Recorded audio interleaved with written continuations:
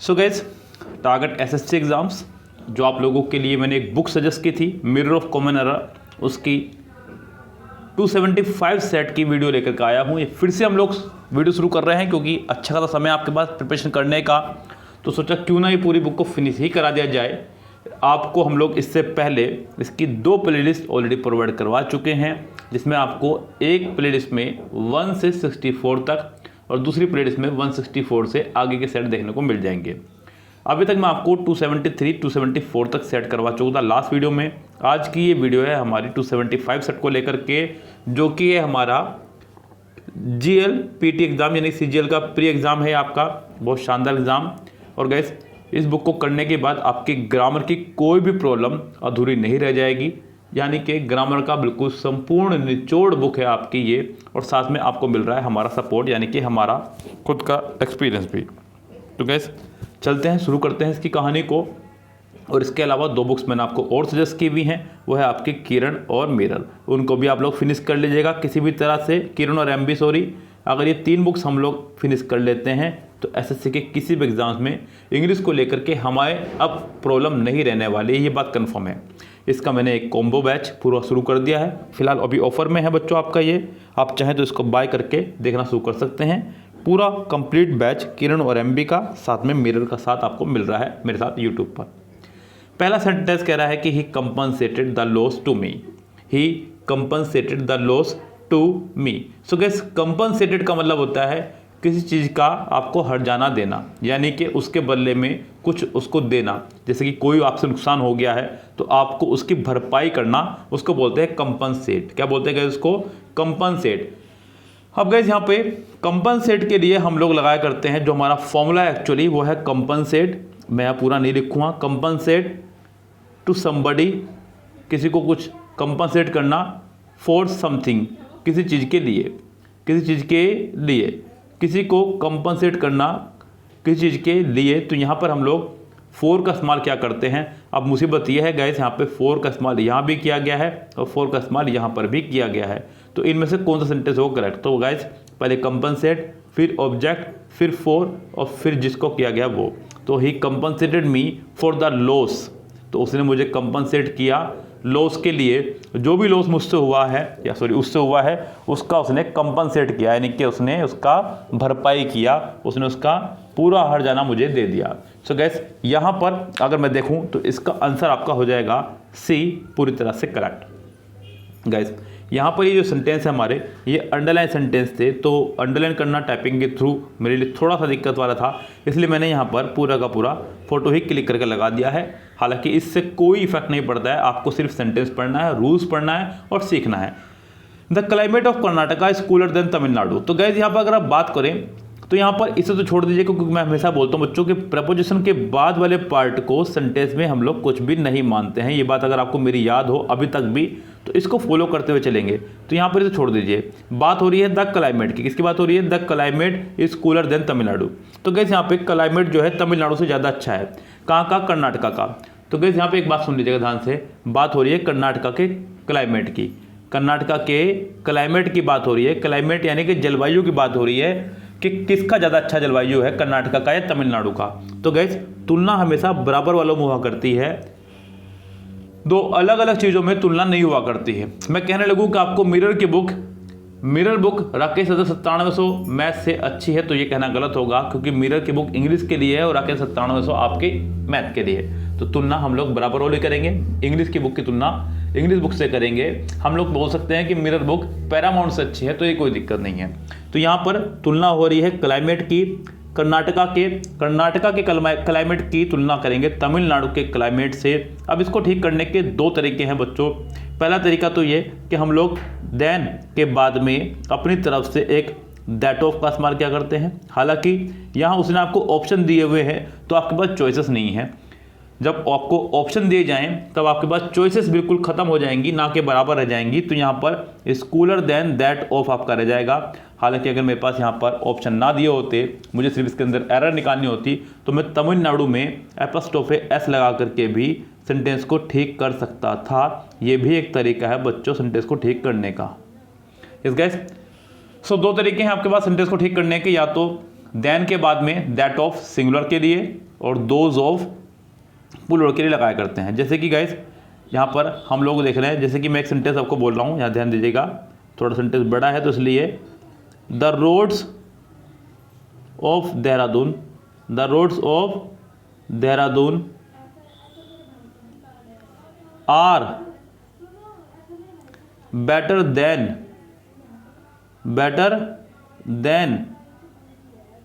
That of Saharanpur. तो guess मैं कहना चाह रहा हूँ कि देहरादून की सड़कें सहारनपुर से नहीं, तो गैस सहारनपुर की सड़कों से, इसलिए मैंने यहाँ पे दैट ऑफ का इस्तेमाल किया।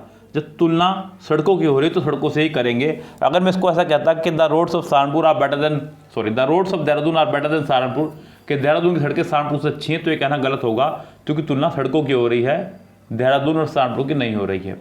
यस गैस, तुलना बराबर वालों की करने के लिए हम लोग यहाँ पर दैट ऑफ और दोज ऑफ का इस्तेमाल करते हैं। चलिए चलते हैं नेक्स्ट सेंटेंस पर। The tsunami victims suffered to cholera, suffered of cholera, सच्चो बच्चों माफी चाहूँगा। तो बच्चों यहाँ पे सफ़र आपका एक वर्ड है, ऐसे बहुत सारे वर्ड हैं जिनके साथ में हमारा फिक्स्ड प्रपोजिशन का इस्तेमाल करते हैं, उन्हीं में से एक है हमारा सफ़र। सफ़र के साथ में हमेशा हम लोग फिक्स्ड प्रपोजिशन फ्रॉम का इस्तेमाल किया करते हैं, सफरिंग फ्रॉम। जैसे कि आपको बचपन में याद भी होगा, जब आप एप्लीकेशन लिखा करते थे, I have been suffering from fever since last night, याद है guys? So I have been suffering from fever, याद है ना गाइस? बस ये वही तो फ्रॉम है आपका, बहुत ज़्यादा दिमाग नहीं लगाना था, यहाँ पे बहुत हल्का दिमाग लगाना था। लेकिन यहाँ पर एक मुसीबत ये खड़ी हो गई आप लोगों के लिए कि उसने अंडरलाइन ऑफ तक किया ही नहीं है। ये अंडरलाइन पूरा ऑफ तक होगा, तभी आप सेंटेंस को करेक्ट कर पाएंगे, अन्यथा सेंटेंस आप लोग करेक्ट कर ही नहीं पाएंगे, क्योंकि मिस्टेक सफ़र में नहीं, मिस्टेक प्रपोजिशन में है, और प्रपोजिशन वाला पार्ट भी आपका अंडरलाइन होना चाहिए था। हालांकि यहाँ पर बच्चे बहुत सारे एक मिस्टेक और कर सकते हैं। बच्चों को लगता है कि एक रूल हमने पढ़ा था जो था आपका डाई ऑफ और डाई फ्रॉम। इस गैस ये शायद आपको याद हो, जिनको नहीं याद है मैं उनको याद करा दूं, जो बिल्कुल अभी प्रिपेयर हो रहे हैं, बिल्कुल फ्रेशर हैं, जरा वो भी सुनते हुए चलें, धीरे धीरे चीज़ें आपको अपने आप लर्न हो जाएंगी। डाई ऑफ हम लोग तब इस्तेमाल करते हैं जब कोई व्यक्ति किसी बीमारी से मर रहा हो, और डाई फ्रॉम का इस्तेमाल करते हैं तब जब कोई व्यक्ति बिना बीमारी के मर रहा हो। जब कोई व्यक्ति किसी बीमारी से मर रहा हो तब हम लोग इस्तेमाल करते हैं डाई ऑफ का, और जब कोई व्यक्ति बिना बीमारी के मर रहा हो तब हम लोग इस्तेमाल करते हैं डाई फ्रॉम का। लाइक मैं कहने लगूँ कि ही डाइड ऑफ कैंसर, वह कैंसर से मर गया, तो यहाँ कैंसर एक बीमारी है, इसलिए मैंने आपको यहाँ पे ऑफ का इस्तेमाल किया। लेकिन अगर मैं कहने लगूँ कि he died from road accident, तो गाइज रोड एक्सीडेंट आपकी कोई बीमारी नहीं है यहाँ, इसलिए मैंने आपका फ्रॉम का इस्तेमाल किया है। लेकिन ये गलती आप लोग इस सेंटेंस में नहीं करेंगे, क्योंकि यहाँ पर बात मरने की नहीं हो रही है, सिर्फ वो कोलेरा यानी कि हैजा नाम की बीमारी से ग्रसित है, इसलिए आप यहाँ पे ऑफ का नहीं फ्रॉम का इस्तेमाल करेंगे। सेंटेंस का आंसर आपका हो जाएगा ए, पूरी तरह से करेक्ट, और उम्मीद करता हूँ कि आपकी ये बात समझ में आ भी गई होगी। चलते हैं नेक्स्ट सेंटेंस पर। नेक्स्ट सेंटेंस क्या कह रहा है? I gave to Sana the keys, I gave to Sana the keys. तो गैस यहाँ सेंटेंस पे अगर आप लोग ध्यान देंगे तो सेंटेंस में अंडरलाइन जो पोर्शन है उसको सिर्फ हम लोग चेक करते हैं। यहाँ पे कह रहा है कि आई गेव, मैंने दी, टू सना, तो गैस यहाँ पे टू का कोई रिक्वायरमेंट नहीं है अगर देखा जाए तो यहाँ पर सेंटेंस बनना था I gave Sana the keys, I gave Sana the keys. तो गैस गिव के बाद, वैसे तो हम लोग जब भी कोई गिव के बाद में किसी व्यक्ति का जिक्र करते हैं तो हम लोग टू का इस्तेमाल नहीं करते हैं, यस। लेकिन अगर उसके बाद में कुछ और जिक्र करते हैं तो हमें इस्तेमाल करना पड़ता है, यस। आई गेव सना, तो सेंटेंस में यहाँ पे सिर्फ और सिर्फ आपका आंसर हो जाएगा पहला ही पूरी तरह से करेक्ट। यहाँ पर कोई जो यहाँ पर नहीं है देने की, यस। अगर सेंटेंस कुछ इस तरह से होता, आई गेव अ पेन, यानी कि ये वस्तु पहले होती है आपकी, आई गेव द कीज। सेंटेंस अगर इस तरह होता आपका, आई गेव द कीज, अब आपको यहां पर टू लगाने की रिक्वायरमेंट थी, I gave the keys to Sana. इस सेंटेंस में आपने पढ़ा होगा जरूर डेफिनेटली डायरेक्ट ऑब्जेक्ट और इनडायरेक्ट ऑब्जेक्ट के बारे में। ये कहानी उसी के ऊपर चलती जा रही है, यहाँ कहानी डायरेक्ट ऑब्जेक्ट और इनडायरेक्ट ऑब्जेक्ट को लेकर के थी। लेकिन फिलहाल यहाँ पे गाइस आपका रॉन्ग हो जाएगा, अगर आप सेंटेंस में टू लगाएंगे सेंटेंस आपका करेक्ट रहेगा, I gave Sana the keys, यानी कि फिलहाल की अगर मैं बात करूँ तो इसका आंसर आपका होगा ए, डायरेक्ट ऑब्जेक्ट और इनडायरेक्ट ऑब्जेक्ट के ऊपर मैं किसी दिन अलग से वीडियो आपके बना दूंगा, आप लोग उस वीडियो को देख लीजिएगा, आपको बहुत कुछ सीखने को मिल जाएगा। चलिए फिलहाल चलते हैं हम लोग नेक्स्ट सेंटेंस पर। नेक्स्ट सेंटेंस में क्या कह रहा है गाइस यहाँ पर, if he smokes less he might get rid of his cough. बड़ा प्यारा सेंटेंस है गाइस। यहाँ सेंटेंस को कंडीशनली भी और दूसरा रूल भी अप्लाई किया जा रहा है। उस रूल को हमें लिखना होगा। तो कह रहा है कि इफ ही स्मोक्स लेस, यानी कि अगर वो कम पीता है, he might get rid of his cough. Get rid of बच्चों एक ईडियम है, फ्रेजल वर्ब कह लीजिए चाहे इसको आप, छुटकारा पाना। क्या होना बच्चों, छुटकारा पाना। और ये पूरा इकट्ठा चला करता है गेट रिड ऑफ। जिस गैस पूरा इकट्ठा चलेगा आपका, गेट रिड ऑफ की चीज से छुटकारा पाना। अगर मैं बात करूं यहाँ पर रूल्स की, तो रूल्स के हिसाब से क्या फिट बैठ रहा है, इफ के साथ में उसने लगाया है सब्जेक्ट प्लस वर्ब की फर्स्ट फॉर्म में एस या ईएस, स्मोक्स का इस्तेमाल कर रहा है। तो नेक्स्ट पार्ट में आप लोगों को फर्स्ट फॉर्म का ही इस्तेमाल करना था। आप यहां पर माइट का इस्तेमाल नहीं कर सकते हैं, यहां पर ये रॉन्ग है। लेकिन अगर मैं बात करूं ऑप्शन की, तो ऑप्शन में मुझे कुछ नजर नहीं आ रहा है। मुझे यहाँ पे वुड नजर आ रहा है, मुझे यहाँ माइट नजर आ रहा है, मुझे यहाँ फिर से माइट नजर आ रहा है। सो इसका मतलब दिया गया सेंटेंस हमारा रॉन्ग तो है।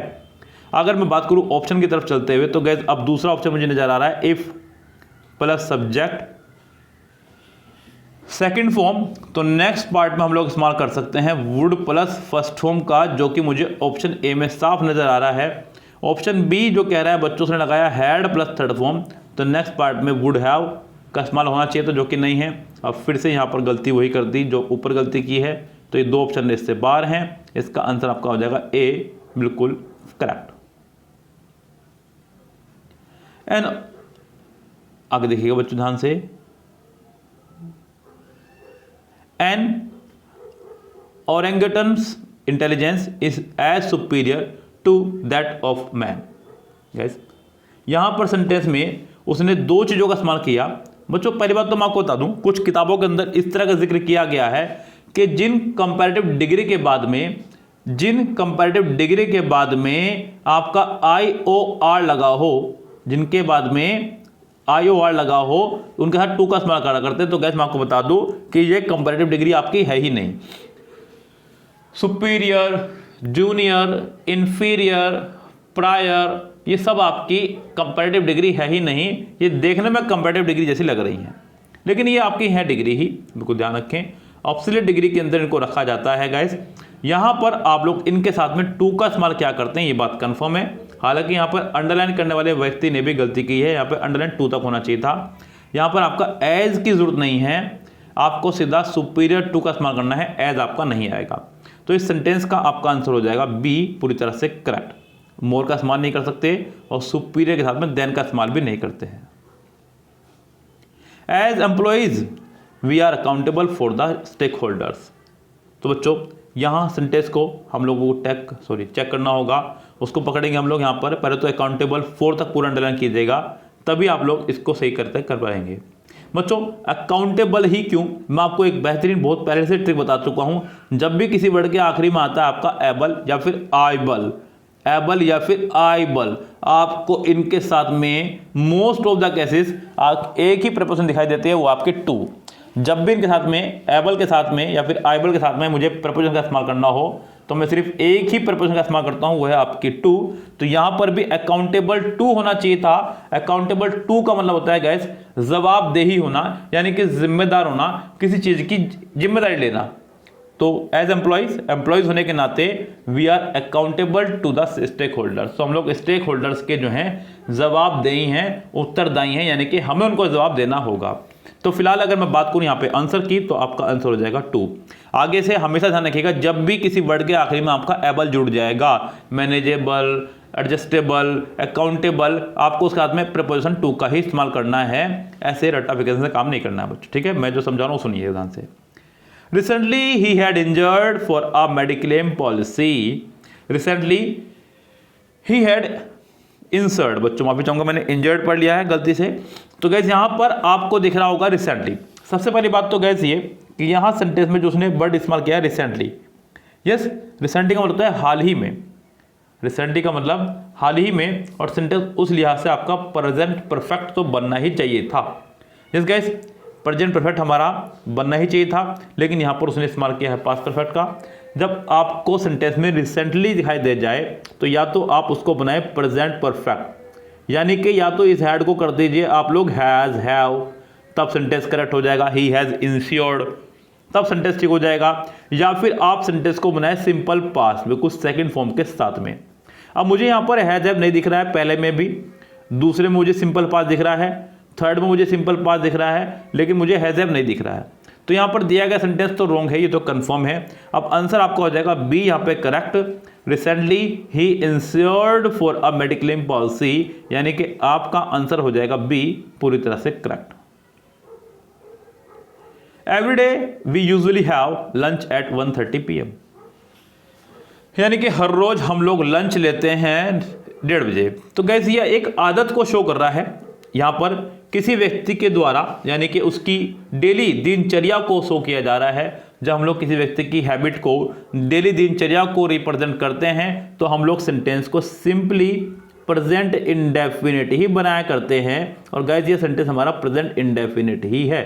सेंटेंस में सब्जेक्ट प्लस वर्ब की फर्स्ट फॉर्म यानी कि हैव का इस्तेमाल किया गया है, जो कि करेक्ट है। अगर मैं सेंटेंस को हैव हैड के साथ बनाता हूं तो ये परफेक्ट में चला जाएगा, जो कि गलत हो जाएगा। यहाँ पर भी सेंटेंस हमारा रॉन्ग हो जाएगा, बिकॉज एडवर्ब पहले है और हैड हम नहीं लगा सकते, सेंटेंस पार्ट में चला जाएगा। यानी कि सेंटेंस हमारा है ये नो इम्प्रूवमेंट, सेंटेंस प्रेजेंट में बना हुआ है, बिकॉज सिंपल प्योर इंडेफिनिट में जिसकी हमें रिक्वायरमेंट थी, सेंटेंस हुआ हमारा no error. All nations must first become agriculture strong. So guys कह रहा है कि सभी नेशंस को जो है अपने आप को एग्रीकल्चर के तौर पर स्ट्रॉन्ग करना चाहिए। तो gas all nations must first become agriculture strong, यहाँ पर एग्रीकल्चर को हम लोग एग्रीकल्चरली यानी कि इसको एडवर्ब बनाने की, तो सॉरी एडजेक्टिव बनाने की तरफ चलेंगे। एडजेक्टिव तो खैर ये है ही, माफी चाहूँगा, ये लगा हुआ आखिरी में, इसको एडवर्ब बनाएंगे ly लगा करके। रूल ये है कि जब भी किसी एडजेक्टिव में आप लोग ly लगा देंगे तो वो एडवर्ब का काम करने लगेगा।